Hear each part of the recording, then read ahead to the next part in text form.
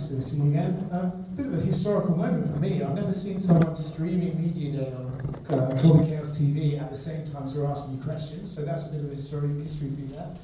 Talk to us about this fight, how it got made, what made you accept a fight with Buckley, and the journey on how you got here.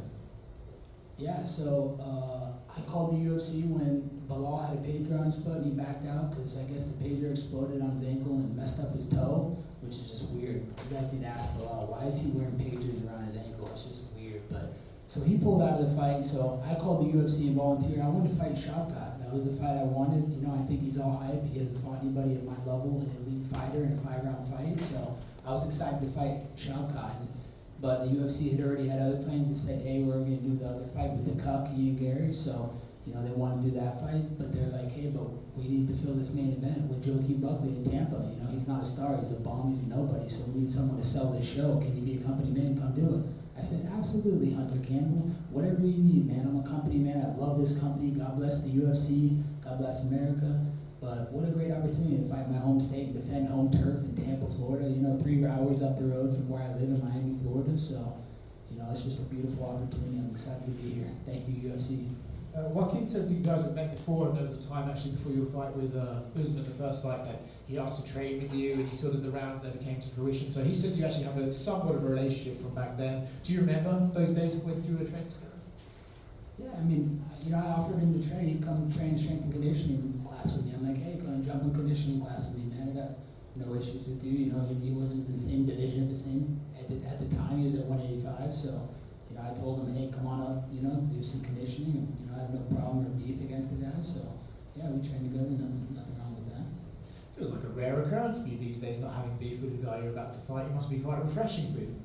Yeah, you know, he's a young up-and-coming hungry guy. He hasn't been on my radar. I never expected to cross paths with this guy, you know. I expect to cross fights with the biggest and best names in the sport, you know, the world champions, the big guys, not up-and-coming hungry guys like him, younger guys, so.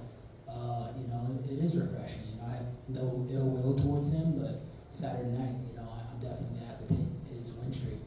For you then, is this the perfect opportunity to remind everyone that actually you're still one of the best in this weight class, and this guy is a hungry, rising talent that you can prove, like, hey, he's good, but he's still not as good as I am at this level? Yeah, absolutely. You know, people have been trying to trash my name for too long. I fought the best fighters in the world for, you know, 8-10 years straight. So this is my opportunity to come out, beat a young, hungry, up-and-comer that's on a long 5-5 win streak and, you know, has a lot of hype behind his name and, you know, explosive hands. So it's an opportunity to bring him to the deep waters in the main event spotlight and show the world that I'm still the best welterweight on planet Earth. You did mention them before. Ian and Shavkat did fight last week. Be curious to get your take on how they both performed. And, you know, Ian wasn't very nice about you in the lead up to that fight, said you never fight him, etc. I wondered if you have any response for him as well.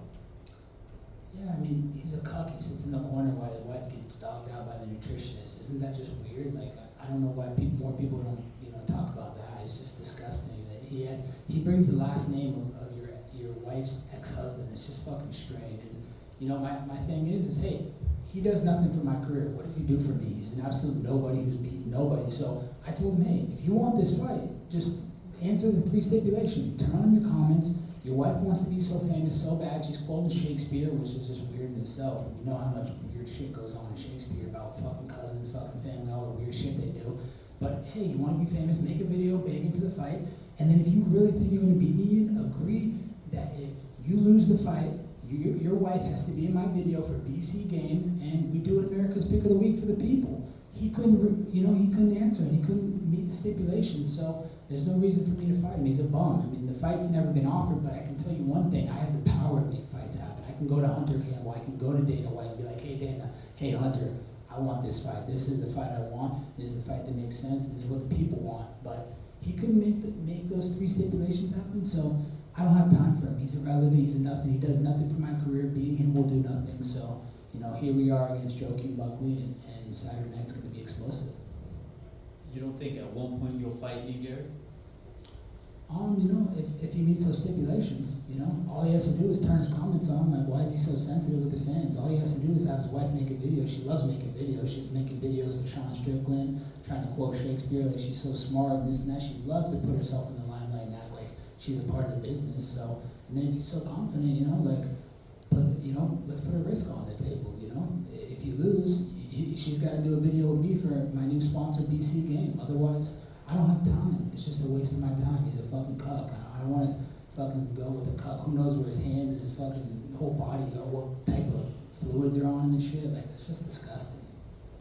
And on the other side of that, what do you think of Shafkat, like as far as his performance, and now it looks like he's gonna fight Belal Muhammad. So what do you think of his performance, and what chances do you give him against Belal?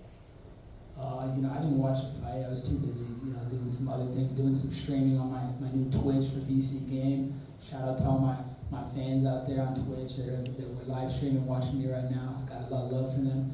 I got bigger things to do than watch these up-and-coming nobodies that haven't accomplished anything in the sport. They have no merit. They haven't been in title fights like me. They haven't won world titles like I have. So, I heard it was boring. I heard his stock went down, and he got exposed. He was all hype. He's got all finishes against all nobodies. He beat the busboy from Outback, the Outback Steakhouse that serves bloomin' onions. Like, how prestigious is that? So, that's why I volunteered to fight him. I volunteered to fight him on 3 weeks' notice. I called Hunter. I wanted that fight. But instead, I got pushed into this fight. Not pushed into it. I'm happy to come and save the day for the company. I love this company. I'm a company man. I love the UFC. It's such an honor to fight here. This is the true excitement in my life when I get to come fight for the UFC. And what do you think is at stake in this fight against Buckley? He says that he's going to go out there and pull off a knockout of the year, finish you, and then leapfrog Shafkat. Do you feel like sort of the same thing is for you? Like, if you do something spectacular Saturday, maybe we're talking about you in a title contention? Yeah, absolutely. My name's always in title contention. I'm the biggest name in this sport. There's no stars in this division. It's a bunch of bums, a bunch of fucking guys that have about as much charisma as the wet mop in the corner. So, I'm the superstar in this division. I call the shots. I am the champion. Everybody knows I'm the king of Miami. So I think after Saturday night when I convincingly beat Buckley, I'm next in line for the title. Buckley says that he thinks that you took this fight because it's the last fight on your contract, and it just kind of worked out that way. What's, I guess, your standing with the UFC as of now? Yeah, that's fake news. Before my last fight, I signed a new 5-6 fight contract. I'm a lifetime UFC fighter. I'm not going anywhere, and I never will. But even if it was the last fight, I would never leave. Like, I'm staying here in the UFC. I love the UFC. They've done such good business for me. They brought a kid from a small town in Oregon that had nothing. A blue collar family.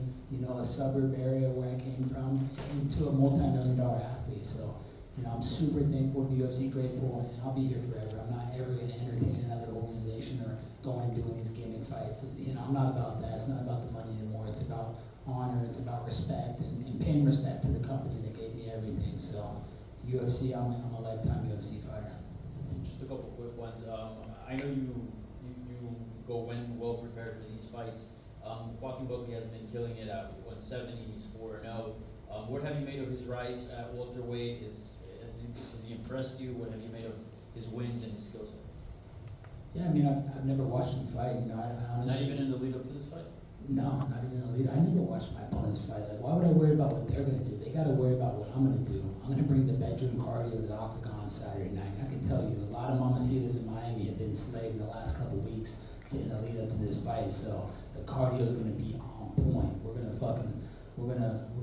to blow the roof off the arena. It's going to be electric, and I got some special guests in attendance that'll be walking me out. It's going to be a memorable night. So not really worried about what he does. He's going to have to worry about what I do.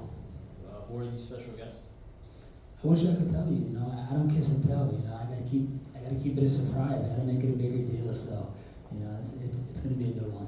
You said you don't kiss and tell, but you just told us she slayed half the women in Miami. Yeah, but I didn't say names. And I can tell you the celebrities and all the people that are in my DMs and all the women that I've been with. But I'm not saying names.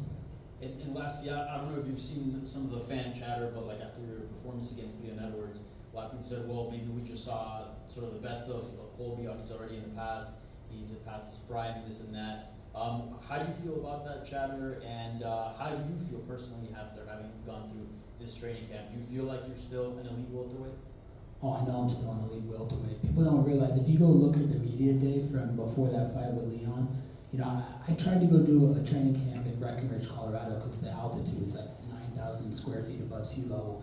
I ended up getting HAP, which is high altitude pulmonary edema. It's altitude sickness. So I came into fight week on Monday with bad fucking altitude sickness. And people don't realize that. If you go look at the media day, I couldn't even talk. I had freaking phlegm coming down my throat, couldn't breathe. So already going into the fight, I was compromised. And then in the first 30 seconds, I throw a kick, I break my foot in 3 different places. So that's not a reflection of who I am and how I fight. You know, I was just compromised. It wasn't my night, you know, and that happens. It's one fight. You know, I've had, 21 fights, 22 fights.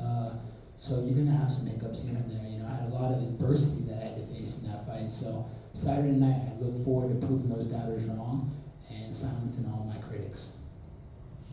Colby, over here to your right. Saw a comment from you, sir, recently that said right now you're currently in the best mental place that you've ever been in. What was the process of getting to that place?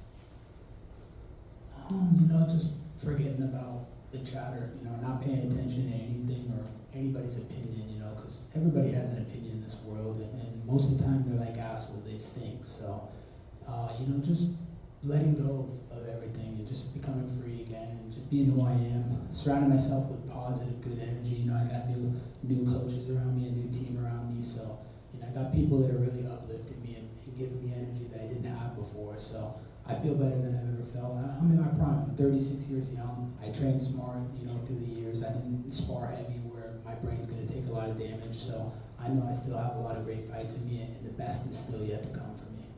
What was the process like of constructing that team to make the best Colby?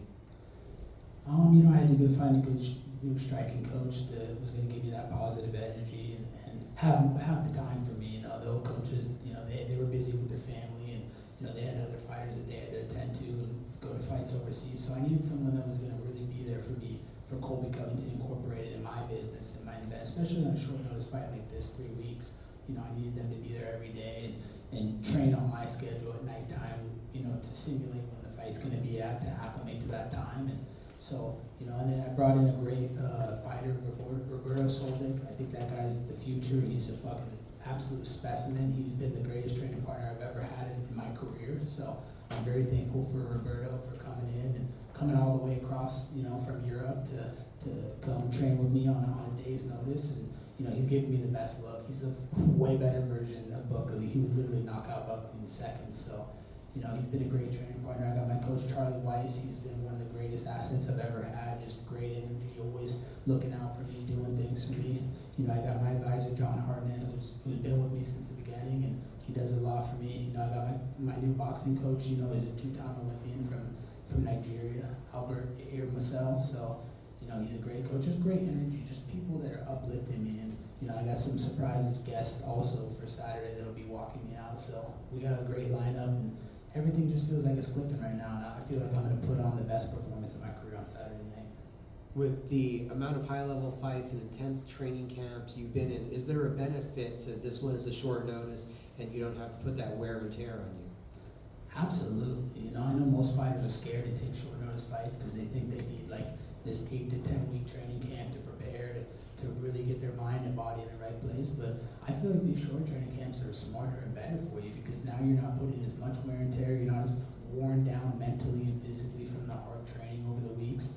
So I feel good, I feel fresh, I feel rejuvenated, and I feel like this is the way for the future. I feel like I should just stay ready all the time and take short notice fights because then you're not going to beat your body up from sparring and training for an 8-week, 10-week training camp. Thank you, sir. Thank you, buddy. Coverage right here. Why do you talked about the sickness that you had before the last fight and obviously the injury in the first 30 seconds. Why do you think that people specifically talk about you and they conveniently leave those things out? They just say that Colby's past it and all these things about you, but they don't talk about other people in that division. Like, if other people in the division were to go out and get an injury or something like that, I feel like they would mention it. But you specifically, it's, oh, Colby's past it. Like, why do you think fans leave you that way? I'm just the easy guy to hate. I feel like when people, put hateful comments to me, either in the media or fans, it's just, that's like to get woke points. That's to get, extra points for them. So, we know all the MMA media hates, the greatest president of all time, Donald Trump, who literally saved America in our last election, who's going to put America first again and, American values. So God bless Donald Trump. He, another guy who's inspired me in this training camp to see his work ethic. He was like in 3 different states every day, like doesn't sleep, literally sleeps an hour or two, and just he's serving the American people. He put his family, he put his business in jeopardy to put America first again and to put this country first again. So super thankful to Donald Trump and the inspiration he's given me, and you know, I could care less about everybody's opinions. You know, they love to beat me while I'm down or take shots at me, you know, and it's all right, you know, that's okay, you know, like I love criticism, I love people talking, but these same people talking are the same ones that can never walk a day in my shoes. You know, they've never done anything. They have no accomplishments in life. They're literally sitting in their mom's basements eating Cheetos and trying to tell me, oh, he should have thrown that kick. He should have done this right in the fight. Okay, well, if I should have done it, why don't you come out here and do it? It's so easy. And then kind of going back to the beginning there, I'm not sure if they mentioned it or not. You said Joaquin Buckley's kind of a newer guy. You don't have too much to say about him. He was in here and he kind of told a story. He said he offered to help you train for a fight against Kamaru Usman. Was there any truth to that? No, there's absolutely no truth to that. I don't know why he's making up lies like that. He just looks stupid by saying that. It's actually very dumb of him to say. Like, I'll tell you the honest truth. He came to the gym and I said, hey, you want to jump in conditioning? We can do some conditioning together. And that was that. You know, we never trained, we never did anything. So he wouldn't have been a look for Usman anyways as a southpaw. So it doesn't really make sense. I don't know why he would make up that lie. And then you were on Twitch and kind of talking about how there's still no love for Kamaru Usman. You called him a cheater, you called him a coward. Is there ever going to be a trilogy fight somewhere down the line?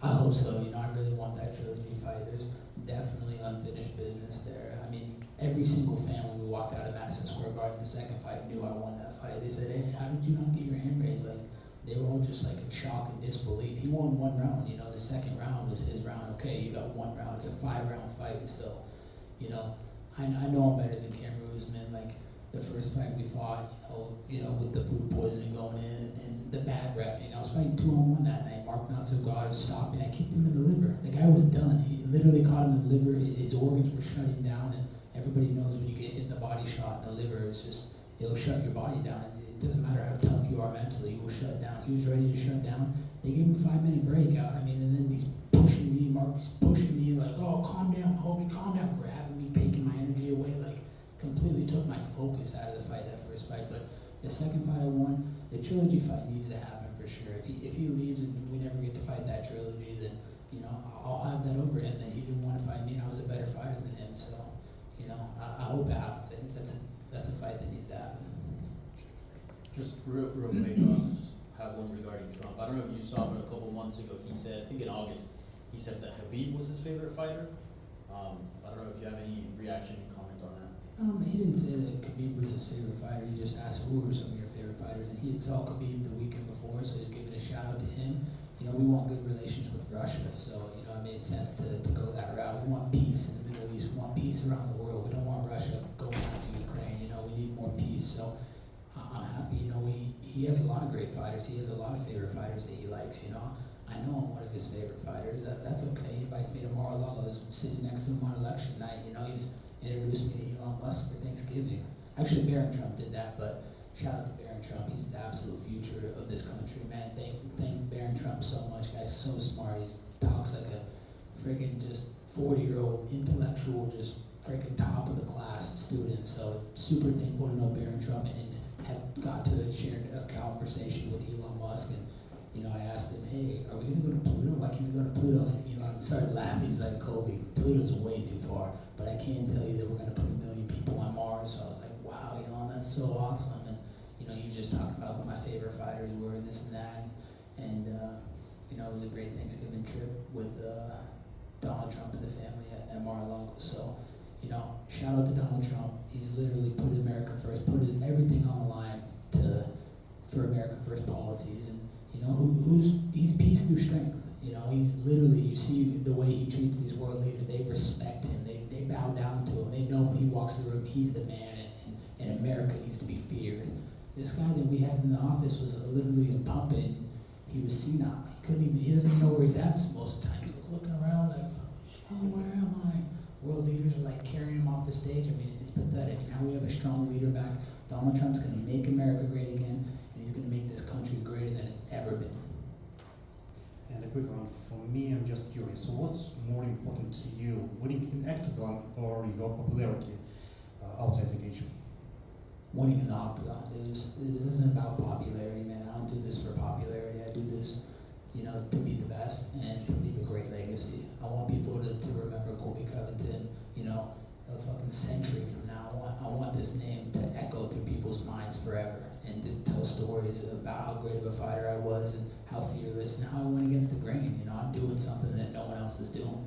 Everybody likes to complain about me and say this and that, but they haven't done what I've done. They haven't killed what I've killed. So, if you want to be a star in this division, you got to make yourself a star, and I've done that. Thank you. Like, yeah. You go to. Hello, Colby. I want to know what is your opinion about Ilia Topuria as a fighter? Yeah, he's a great fighter, man. He's knocking people out. He's exciting. He's fun to watch. I think he's a great young, hungry guy. He's a dangerous guy. I don't think anybody's going to beat him in that featherweight division. So, shout out to Ilya. He's been doing great. Great branding and great gimmick and character that he has. Coming from his country and just a great fighter overall. Mike, last one right here. Colby, I know you and John Jones have had quite a history. What did you think of his performance and him leaving New York with the heavyweight title? Yeah, man, John has some fruity tendencies. I think the media needs to look into some of the fruity things that he does. It's very strange. But I can't tell you, I know that he has been with some women because I remember in college, he always used to get the baddest girls in the school. I'm talking 300 pounds plus. And he knows deep down inside, this is not a joke, he knows deep down inside, I know his dark hidden secrets that are in his closet. So he's been with some of the just fattest, just 300 pound slobs. It's disgusting.